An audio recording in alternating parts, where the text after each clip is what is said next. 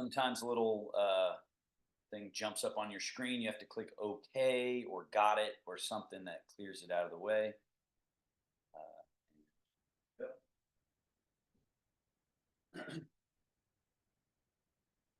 So, sitting at the front edge of your chair,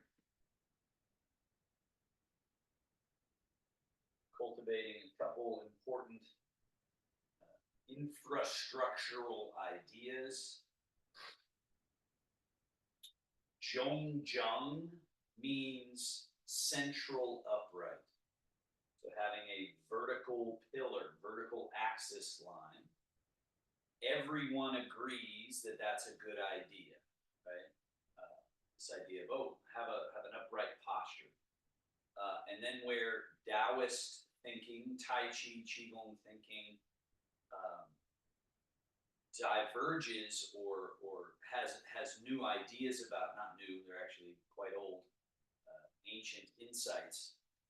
Their unique thought on the subject is really important. So once you have this vertical axis, then what? How do you hold that up, or how do you keep that sustained? So a lot of times, subconsciously, we are bracing, we're holding, we're contracting around that middle to hold it up, right? That's how we think about it. The Taoist understanding is not that. So it's relaxing and releasing any grip, any tension, any effort from the body. And what that makes possible for us, and what happens when we relax, is instead of the body being constricted and tightened, it dilates. It becomes a little more spacious, a little bit more plump, a little bit more room between all these moving parts. And so the term for that is chunwan, which means relaxing and releasing as your means of finding stability. So it's kind of like we're letting everything that can sink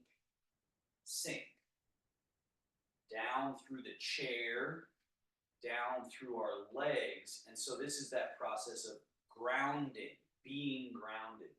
It's a passive, relaxing quality that we require to have that happen, to have that settling, sinking, grounding down, rather than tightening and bracing to hold us. In the Taoist view, that actually uproots us from the ground and makes us less sturdy, less and more top heavy, more likely to fall. So just by sitting in your chair correctly, good posture, vertical axis, and then relaxing, releasing, melting, softening.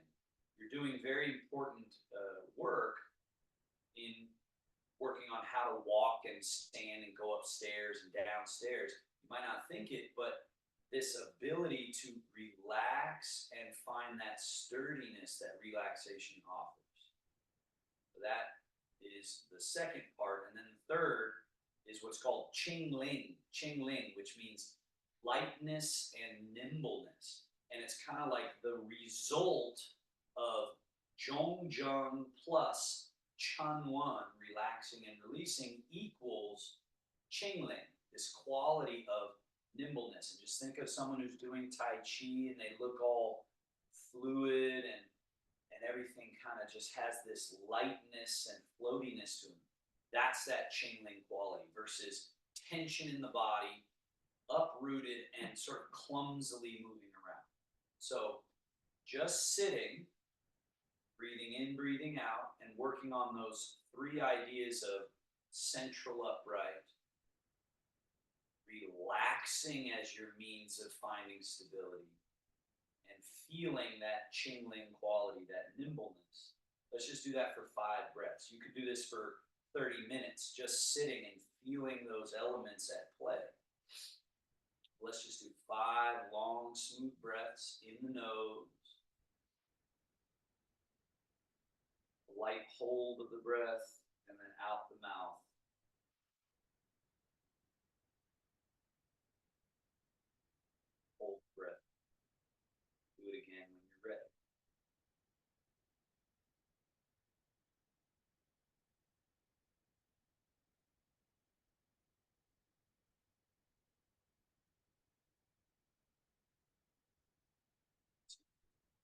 sweat cycle.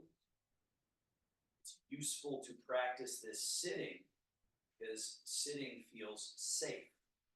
It's a safe place to practice using relaxation as your means of stability. When we stand up, that's going to be a little more difficult, but still possible. So that's why starting in the chair, starting with a seated practice on a cushion or on the chair, is valuable. Now, we do some joint mobilization because it's not that easy to just tell the body, hey, relax, and it goes, oh, okay. No, there's layers of subconscious, unconscious habits of tension. So, first exercise, hands are on your knees, slide hands back, elbows back, shoulder blades back, chest up, chin up. So now we're arching our spine, we're squeezing back all those muscles in the back of the body. And then we do the opposite. Slide your hands forward past your knees, arms straight, hollow the chest, and drop the head. Round. And then reverse. Slide hands back, elbows back, shoulder blades back, arch the back. Do this one with inhale. And then exhale.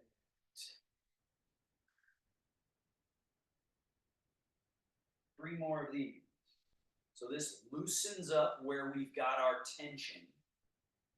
It releases that tension and what's stuck there and allows it to chunwon, to sink out of the body. And it also cultivates more of that Qingling quality, that nimbleness, that lightness, that mobility, that agility through the 24 vertebrae of the spine, the 2 scapula, shoulder blades, through the hips and leg connection, as well as the skull at the top. So these light movements, though they don't seem, wildly active, they can be really impactful at just getting this fluidity back to our frame, to our vehicle. Now settle to the middle. Second movement, left hand forward, right hand and elbow back, turn, shoulders, and turn your head. So this is rotation. Now switching sides, but not rushing across, smoothly, right? Just kind of gently, smoothly turn. And then we switch, but do it smooth. And smooth.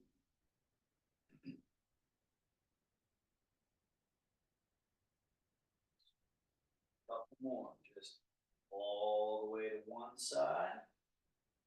And then smooth freedom of movement all the way to the other side. One more each way. Smooth.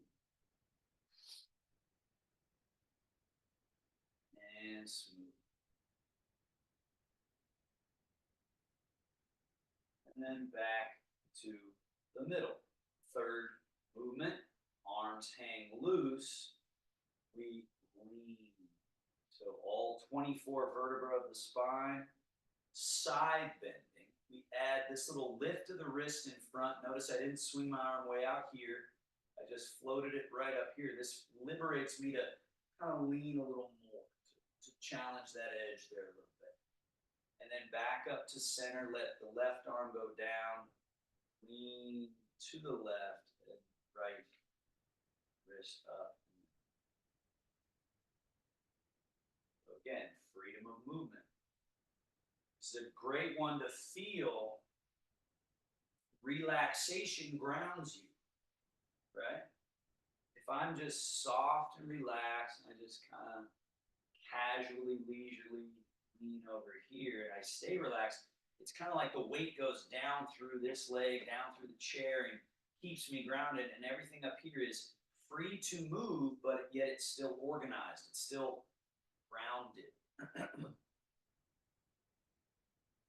One.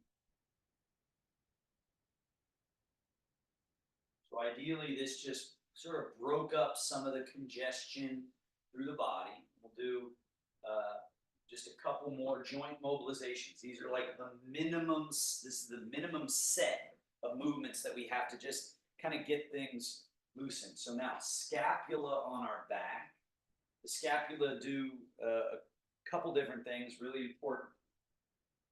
Elevate and depress. Up and down, right? That's one set. And then there's back, neutral, and protraction, where the scapula come around the outside a little bit and they open up the back. And then we bring them to neutral, and then we go together, down, apart. Now from this shape, come up, then stay up as you go back, stay back as you slide down, stay down as you come through neutral, then forward, then up, then over top and back. So now again, we're cleaning out the mechanism that usually has a lot of stuck muscle, stuck tissue, stuck energy even. And we're protracting, elevating, retracting, sliding down. Let's do that a couple more times. So important. If you look at the anatomy of the scapula, you'd be amazed at how complicated this area is on our body. And so that's why it's stuck for a lot of people and it creates a lot of problems. Reverse now. So we go back, then up, over top and down. Under, back, and up, over top, slide down the front, and then neutral. A couple more of those. And remember, those of you that have been learning this one for a little while, as you understand the choreography of it, the mechanics of it, then you start adding this idea called Schwen, which means as the river flows. So we start to make these movements have flow, have Schwen, this kind of, right? Again, when you've seen someone practice Tai Chi who's very good at it, they have this Schwen, this everything flows so beautifully, and it really feels amazing. And so we want to make sure our movements are leading us in that direction. Now, release those arms. Now let's do a little bit with the legs. Scoot a little bit back on your chair so you're very stable. And we load the right leg. So lift the knee and draw the heel closest to the butt. So it's sort of like a loading spring. And then push or extend, and then reload it, then set it down and do the other leg. So we go load, push, load, down. Load, push, load, down.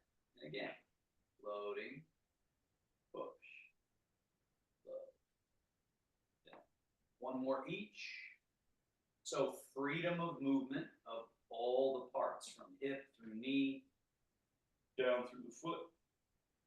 Now, straighten your right leg out. We get the foot and ankle. Point, flex. Point, flex. The foot has three main little ranges that we explore. Pointing, flexing, and then tilt the foot in, out, called inversion, eversion. And then we do circles, in, point, out, flex. So those first two together make up the circle. And then reverse, out, point, in, flex, circle.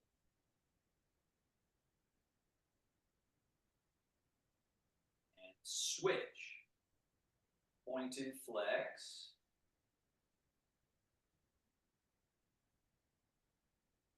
Tilt in, tilt out,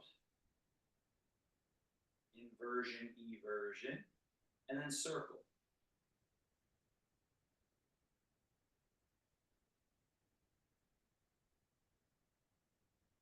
And circle. So whether it's something like Parkinson's or whether it's just aging, and Lana, it looks like you're unmuted. I'm just going to mute you. Um, so yeah, whether it's this disease or that disease or just the aging process, what's happening at some level, it's kind of like super glue being squirted into all the places of our joint relationships, and we get more and more stuck, right? If we don't do anything about it as aging goes on, everything gets sort of stuck together. And so that's this Taoist viewpoint that we're loosening all those relationships up in our practice, and that's what makes us feel more functional, feel more energetic. Is this approach that's saying, no, I'm not going to allow that gluing together. So we just did that at all our different parts. We got one more to do that's really important. Feet step, scoot to the front edge of your chair. Feet step a little wider than hip distance. Up here in the hip joint's called the quad. It's an important junction. Lift your toes, and now turn on those heels and notice my knees point in and my toes point in. I'm internally rotating at the hip joint, at the quad. Then lift your toes and turn out, out, out, out, out, out, out, out. So the hips are here. Hips tie into the spine and rib cage, this whole section. And I want to separate at the hip joint. I don't want this glued together and stuck. I need this to be mobile, loose, right? That idea of pliability and function. So you see we're doing this internal rotation, external rotation, internal, and external. Now back to neutral. Now, same idea or same junction. Now legs don't move, but what does move is this pelvis. And as I said, the spine and rib cage and head and shoulders, they're all tied to this pelvis. It's all connected. So that if all I do is fold from that quad or that hip joint, the whole body goes along for the ride. And it's really important when next thing we're going to do is standing up and sitting down. So a lot of times when I'm working with people, I see them doing all kinds of stuff, shoulders, head, spine. There's all this activity and not the precision of just the single gesture, just this simple fold at the hips, and how much that is where we need to operate from in order to do a lot of the different functions of the body. So let's try it. Arms hang loose. Feet, slide them back just a little bit so they're underneath you. Fold. Now notice, as I fold at my hips, look where my shoulders and head are in relationship to ankles. So to stand up, I don't go up, I go forward. Now I'm out of my chair. Now I've taken the chair out of the equation, and this is the center. This is where my chun one is happening. And then I just push through the earth and let the body go tall, tall, tall. And then to sit down, it's the same thing in reverse. From the quad, from the hips, the butt goes back. Notice I did not bend my knees. My knees did not bend first. A lot of times when people are doing sitting up and standing, they go, okay, knees, and then they junk up here, and then they throw off all the mechanisms. So the first thing is hips. Now that I've done this, shoulders and head are forward, butt is a little bit behind my ankles. Now I keep folding at the hips, which then in turn has a little knee bend. And there I am at the chair with ease, with grace, right? Do it again. So it's this, oh, it's time to stand up. Okay, I'm going folding at the hips. I'm coming forward so that now my ground is in my feet. Stand up. And then do it again. Fold the body. And we're back. Once more. Loose. Relax. You'll notice if you are doing it right, and as you train Tai Chi more and more, you'll be able to do more with less effort. And in fact, eventually it feels like it's no effort at all. It's just fluid sort of potency. It's very interesting. So now don't sit in your chair, but do the exact same movement. Hip hinge, fold. Now don't sit in the chair, but see how low you can get your arms to dangle. Can you even touch your toes? Maybe you touch the floor. And then you just push through the earth and stand super duper tall, tall, tall, tall. And then we hip hinge and stay loose, stay relaxed through all the parts. Just see if you can relax your way down into this little gentle squat, the Tai Chi squat, and then all the way up. Just very functional movement. I drop a pen, I drop my glasses, I drop something that I need to get. So a lot of times people are stiff and then they kind of go this way and it's very scary versus stay relaxed and say, okay, I got to get that item, hip hinge, sing, and then scoop that item and come on up, right? So it's just functional. It's also very healthy for all the mechanisms. Now, let's move closer to this right side chair. We want it a little bit in front and off to the right. So this is for, you can use it the entire class. You can use it just for the more difficult version of each exercise. So ideally, first we start no hands. And if you see my body, you could probably tell which leg my body weight is in right now, right? This one. Not because I've pulled this foot off the ground, but because I've arranged my whole liquid structure to arrange to let this be my conduit to the earth. And I'm doing that from this middle. Now I do it to this side.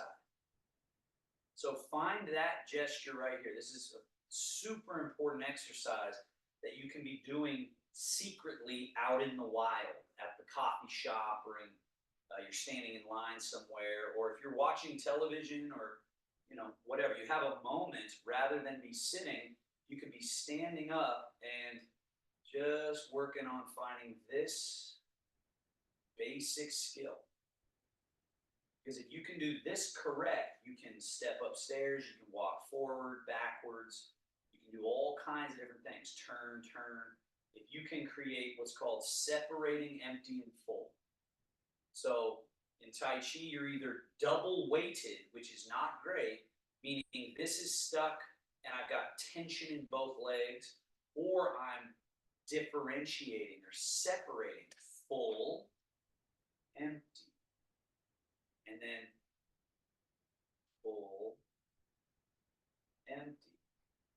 So one aspect of this is lateral movement so that I'm more on this leg than this one.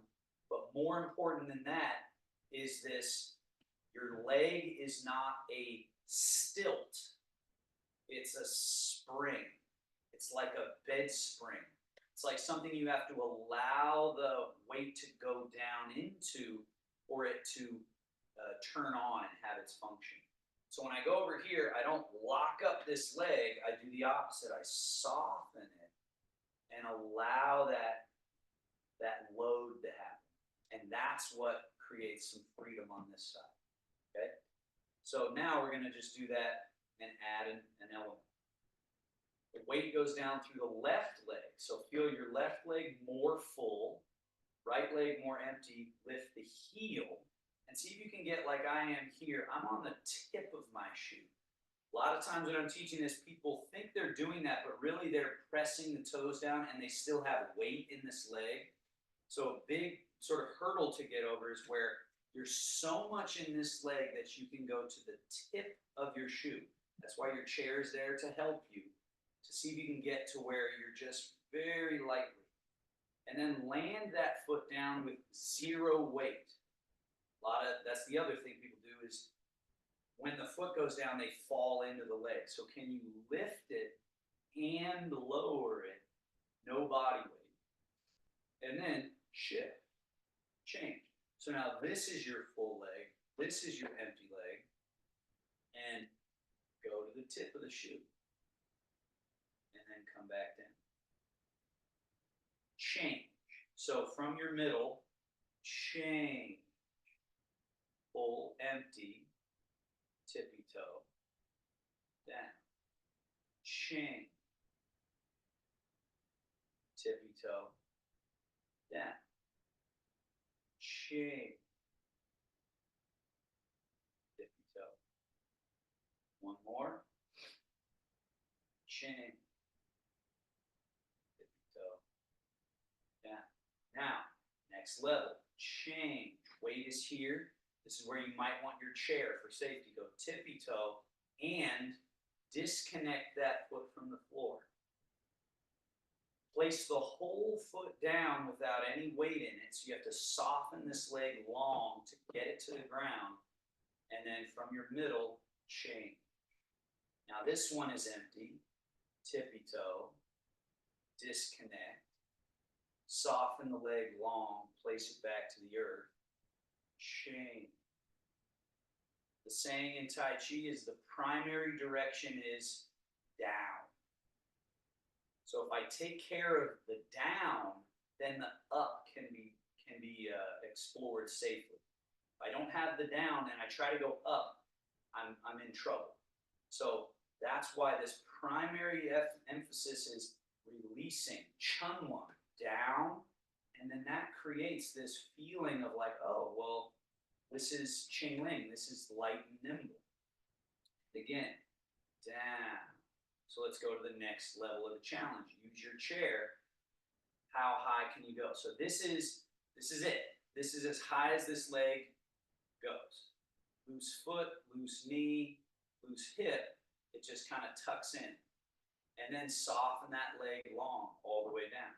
From your middle pivot, change the weight down through your right leg, tippy toe, lift, and all the way up. So really use your chair so that you can get this tucked in, fully drawn up leg, and even just as important, the long back down. Change the weight. Lift. Soften it long, long, long with no weight. Shift. All the way up.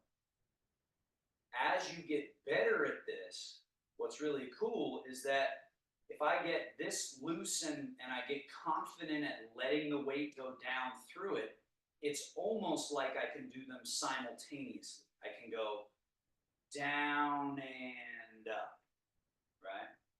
And as this is going down, I can just go down and up. And so it's the softness and precision of it that can lead to swift movement, speed again, and moving around efficiently, right? Not because we're rushing, but because we're just getting so good at being relaxed that, right? So that can come, but first you got to polish out what's extra in the system. Next exercise set. So you don't change your chair. You guys just keep facing forward. When I change things, it's to let you see angles, okay? So I'm back from my chair. I can still touch it. Put the weight in this, your left leg, and put your right heel in front. Toes up, heel touching. Now, shift into that leg. Get to the tippy toe of your back foot. And then shift into your back leg. Get to the tip of the heel. So primary direction is still down. Down. So that's where it starts to get kind of interesting is that, oh, well, I'm going forward. A lot of times we think forward, so then we're always kind of over our skis, versus if you just think, oh, it's down, down, and then I'm going forward, but really it's just down. My body moves forward, but I don't have to do anything extra to have that happen. I just got to put the foot out there and then go down, Let the leg function correctly like a spring. I don't go stilt, I go spring. That's the Tai Chi leg right there. Now, hand on the chair, we go level 2. Lift, lower with the heel in front, shift. Now that you got your, I think maybe I'm saying some of the legs wrong. This is my left. It should be your right leg that your weight is in. And then your back leg, this here, this little flamingo lift. Then touch the toe down, and we go back. Shift. As the weight goes down through the left from this hip, just this empty leg, lift, and shift. And now this back leg, bend, back, shift. Weight goes down, leg lift, down, shift. And again, bend, down, shift. Now, final challenge. All the way, down, heel touch, shift. And then this back leg, forward and up. Reach the toe behind you. Shift. The weight going down allows a safe up. The weight going down allows the safe exploration. Weight going down allows the up. Weight going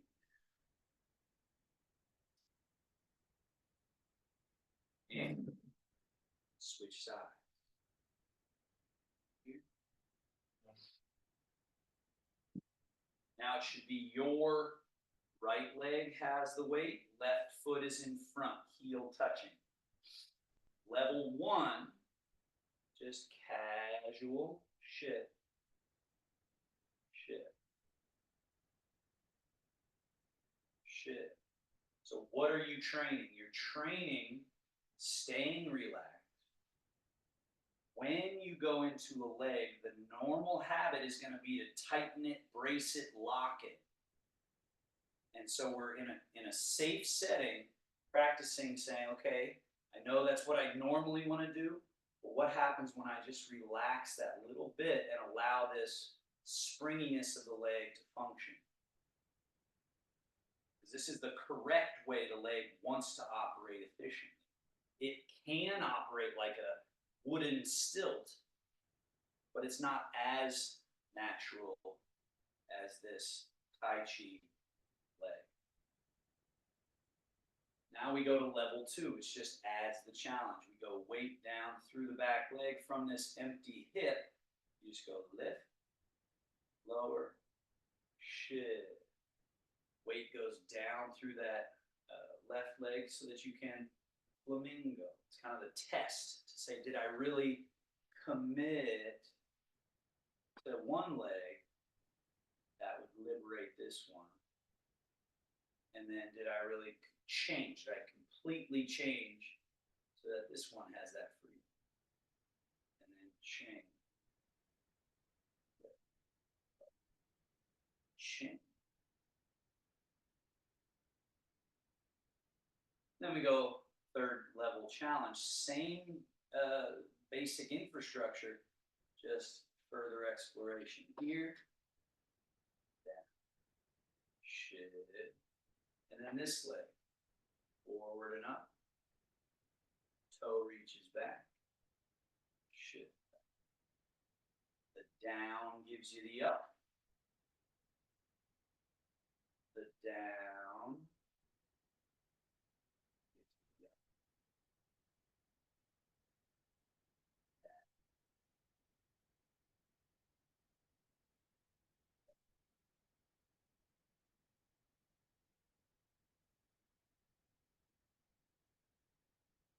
Now, put that into action. So come over to the left side of your space. If you set up like me, it should look like this. And then turn and face downrange. So now this is our runway across. Put the weight in your right leg, put your left foot in front, and shift. So now as I get this back foot empty, step it, and then shift. And then as the back foot is empty, step it while it's still empty, shift. So try to get to where you have one full, one empty, step the empty foot, keeping it empty when you step it, and then you decide, okay, change.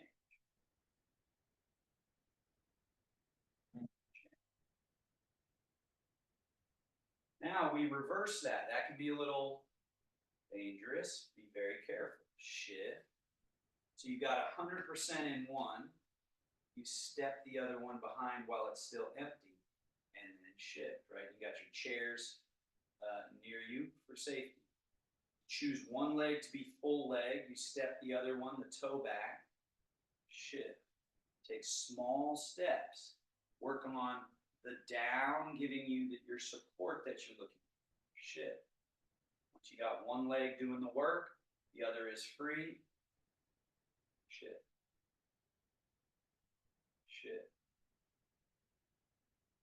Shift. Let's do that again. Shift.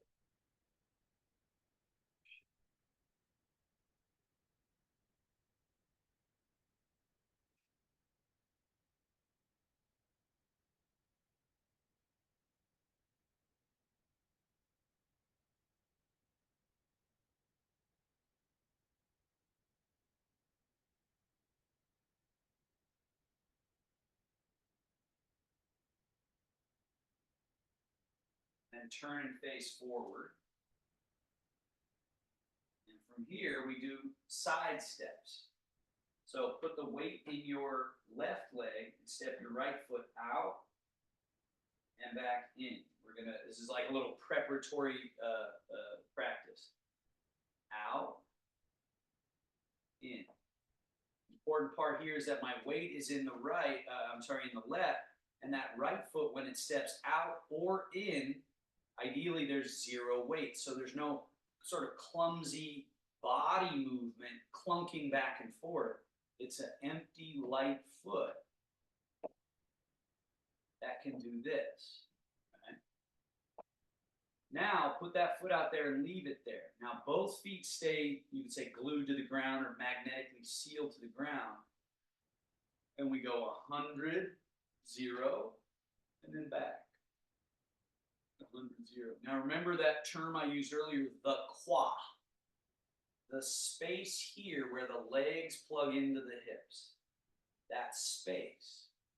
So instead of being super glued and stuck here, what Tai Chi is trying to get us to find is a loose space inside there where we can move. So now I'm moving almost inside my own little like liquid matrix. I'm going over here. I'm going over there. And what you can see in my body is my zhongjung is still intact. My vertical axis, I'm not leaning and leaning because I'm stuck here. That's what a lot of times is happening. People are sort of doing a lot up top, whereas when the inside is open, I can maintain my equilibrium and move over here and move over there, right?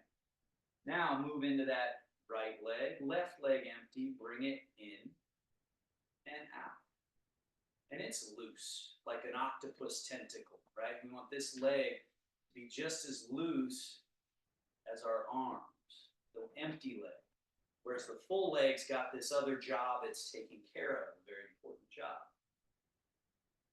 And then the last one in this little preparatory bit is bring the left foot very close, possibly touching, so your feet are as close together as they can be, and find that you can change and change. So now I don't have any room left to right to really move, so I'm forced to find primary direction down. so that this is empty, and then down, so that this is empty, and then down. Now let's put all that together for the side walking. Out, shift. This one is empty, so it can float in. You keep them in, shift. So now this one's empty. Out, shift. In, shift. Out, shift.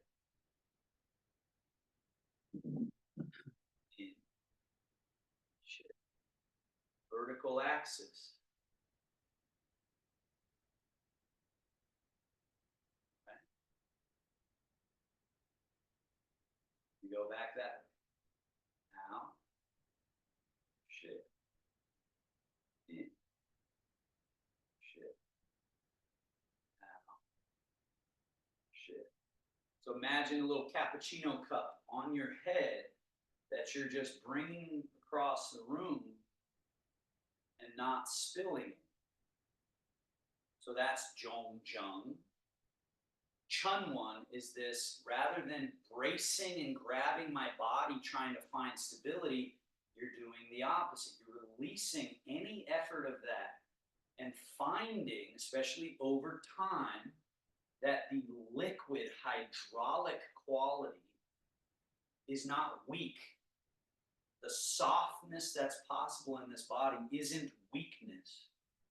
It's a different mode, you could say. And according to the Taoists, it's our primary mode. It's the body is primarily a hydraulic system with a backup system of tightening, tension, levers. We can do that, but if that's the only system we train, we are really missing out, right? Let's go there and back again.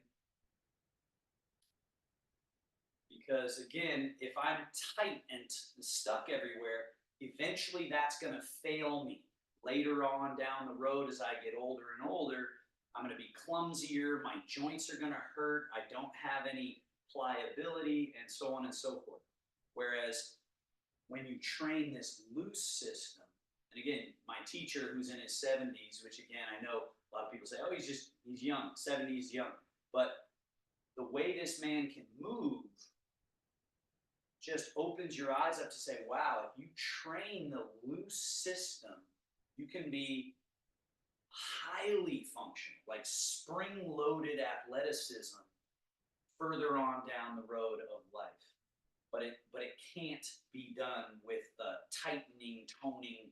If that's all you do, then you're not going to achieve that, right? So here we're just finding this functional, soft, and loose quality. Okay. And then the third basic, right? We went forward and back, we went sideways, and then the third really important one is the rotational plane, how to orient and change our orientation in space. So now come between your two chairs. So those are for safety here. Change your weight into your left leg. Now your right leg should be empty. Turn it out. Turn it neutral. And then this one, turn it in. So internally rotating that thigh, toes point a little this way, heels out a little bit, and then neutral. Turn out. Now, naturally, the other thing is when I turn out, I also want to let the hips turn and the body turn a little bit with that leg. So it's not just the leg, it's sort of the whole me orienting that way. Neutral. And then this way. Toes turn in and I let the hips turn a little, and now I'm looking over this way. And then neutral. And turn out. Now let's skip neutral. Go from turn out to turn in. And then turned out. And turn in. Turn out. And turn in. Back to neutral. Change the weight to your right leg. Now turn the left leg out and let the body kind of turn with it. Neutral, turn in that little bit. Neutral, turn out that little bit. Neutral, turn in. Now skipping neutral, just turn out, in. Now this is made possible by having one leg do all the support work, the other one be free, and the whole body be free and loose.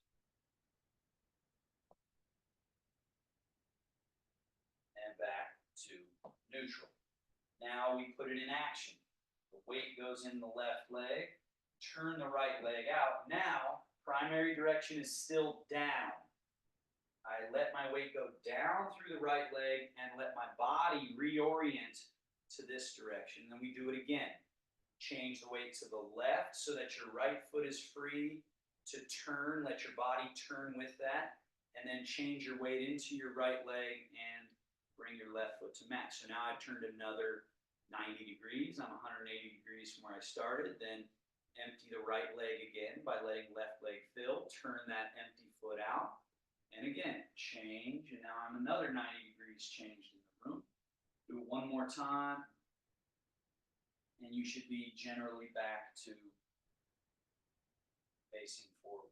You don't have to be, don't worry about how far you got around, but focus more on this quality of emptying a foot and letting that be the one that moves, and then changing the weight into that leg and reorienting. So go around one more time to your right. Out. Most of what happens with this stuff in people's lives, they're double weighted, and then they grind a hole in the floor with their heel, and they sort of grind and turn, and they never do this important part of empty first. Then it's easy to move. Then change. Empty it, and then it can move with ease. Now, once you're back to facing forward, we go the other way. So empty the left foot, turn it out, then change the weight into the left foot, step around. Change the weight, turning out. Change the weight. Change the weight. Turn. Change the weight.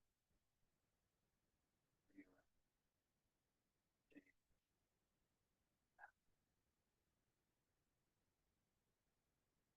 How's that cappuccino cup doing, right? So if you do this right, it should kind of feel like you wouldn't disturb a cup of tea on your head.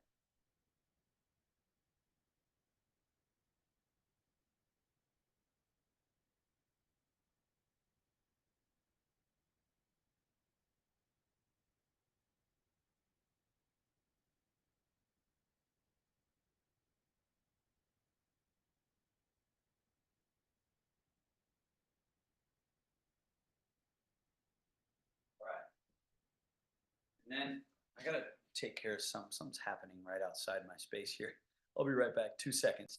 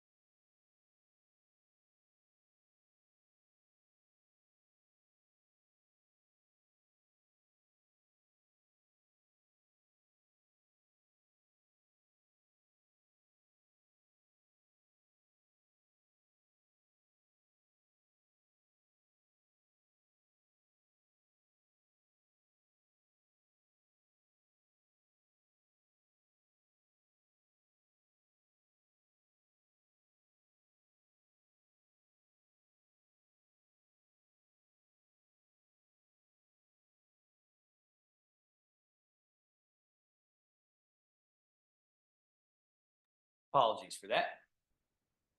So we're here again. So we just did the turning out, right? Which notice when we do this one, and notice in my body, it has a forward quality to it. It's like I'm moving forward in that direction, right? So when we do this other one, instead of turning out, first you turn the foot in. Now this one, when I change weight, it has a backwards movement, but now I've changed my orientation in the room. So do it again. It'll be your right foot that empties. You turn the foot in, the toes in, the leg in, the body kind of turns, and then you shift into that leg, and it has a sort of backwards moving quality, but still remember, down is the main focus.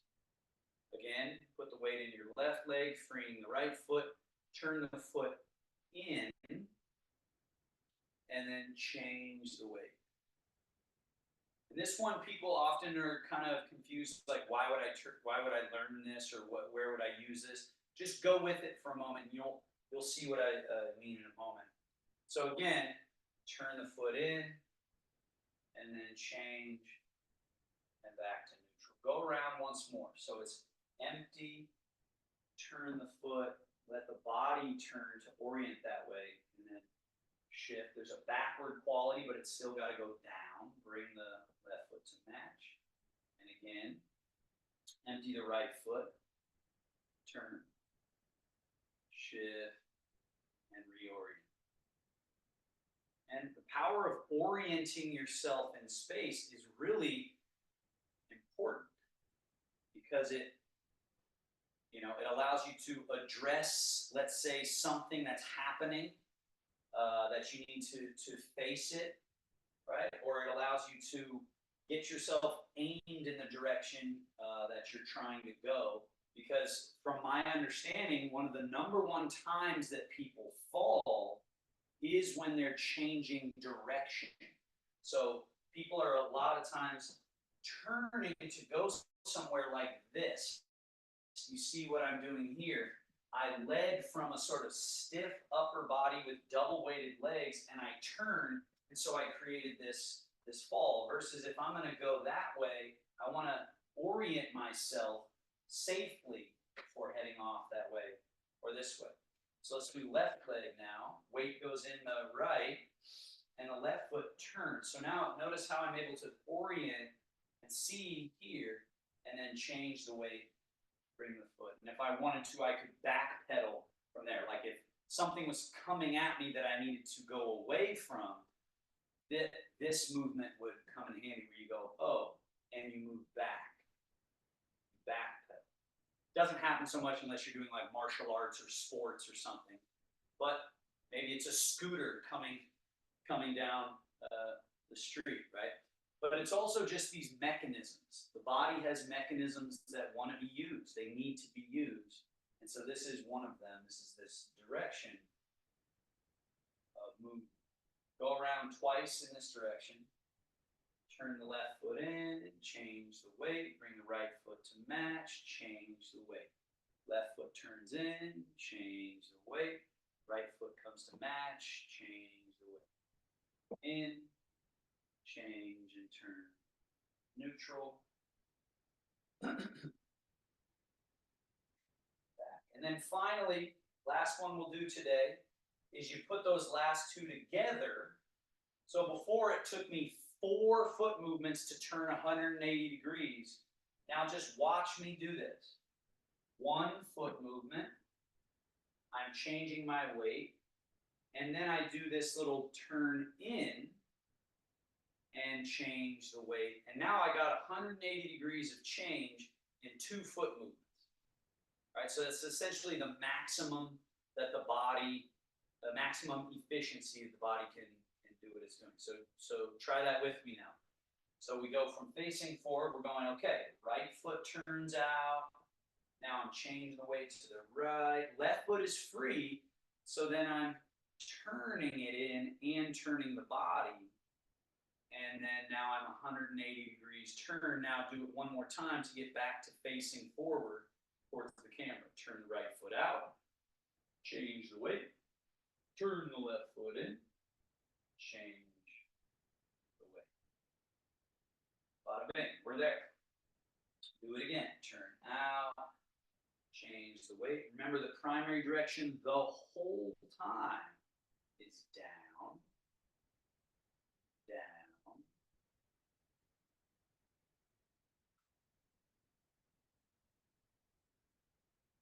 One more time in that direction. And in the beginning, you know, I noticed some of you are staring at the floor, right? And Lana, I can see you're holding your hips like this and all of that, right? If that helps you, that's fine. Yeah, if it's for your back, that's fine. But eventually, we want to just be as relaxed as possible, which gives us lines. So if you just watch me for a second, the moment I'm looking down, my back usually gets into this position, and then I'm sort of lost this. Jong, right? So just keep that in mind long term. You do what you got to do, but over time, it's the loose down should give us this buoyancy up, so that we have a tallness to the posture, but not because we're holding tall, because we're dropping everything that's extra, and then there's this buoyancy. But of course, do what you need to do. I'm just pointing things out. And then let's go the other way. Left foot turns out. Change the weight. The down through the left frees us up to safely bring that right foot around and turn the body, and then change the weight into the right leg, and the left foot turns out, the body turns. Change. And in martial arts, in weapons, like sword practice and things like that, samurai sword work, this footwork is huge, right? We might think, oh, when would I use this? But just keep in mind, you can use it in the kitchen, you can use it going anywhere you're going, but also in very serious interactions, this footwork is primarily important. In athletic endeavors, martial art endeavors.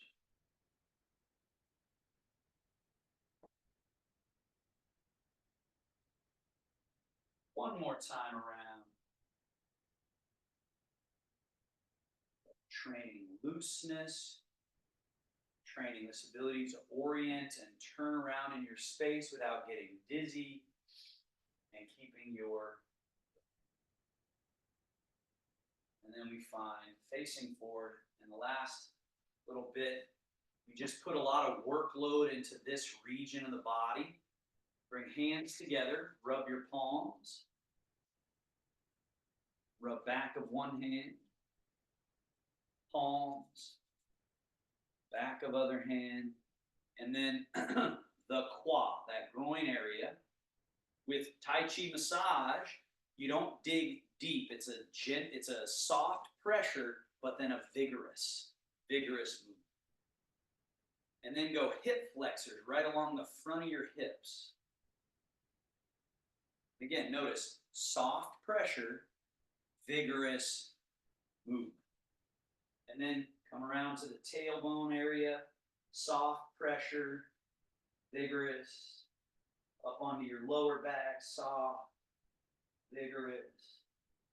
And then remember our Tai Chi squat, hip hinge, sink, sweeping the hands down the outside of the legs, around to the inside, and then push through the earth and stand back up and bring the hands up past the groin to the navel.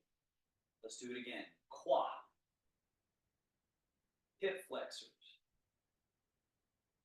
tailbone, lumbar, low back, and then down the yang channels, outer channels, and then come around, come up those inner channels, up the inseam of the leg to the navel, and 3, the magic number. One more time. All the way to tail, lumbar, and as the final reset, yang channels and off, yin channels and off. Again, same arm, yang,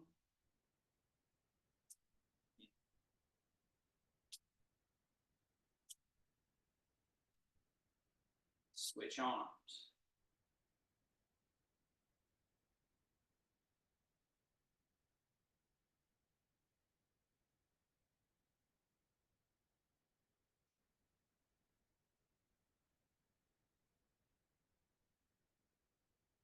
Loose. Loose. Bounce. Shake. And then we close the practice with what's called sink chi to the belly. Wings, roll palms up, come up over top, a sort of gathering gesture, and then a settling gesture to the belly button, which is representative of our middle level, middle section. Turn the palms to slightly face in towards the belly, and then you close the practice kind of like a wine cork in a wine barrel. 1, 2, relax, settled everything. And then this little hand mudra, thumb, fold. So you can see this sort of almost like a yin yang looking symbol in the hand. Boom. And done. So thank you so much, everybody. If there are any thoughts or questions, feel free to unmute. Yeah, thank you, Christine. If you have any questions, you can unmute and ask, or comments or anything. And feel free to join in on Friday, where we do more of the upper body Tai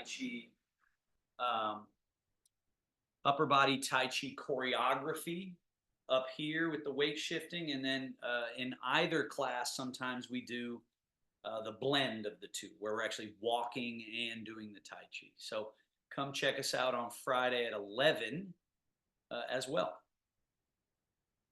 Thank you. Yeah.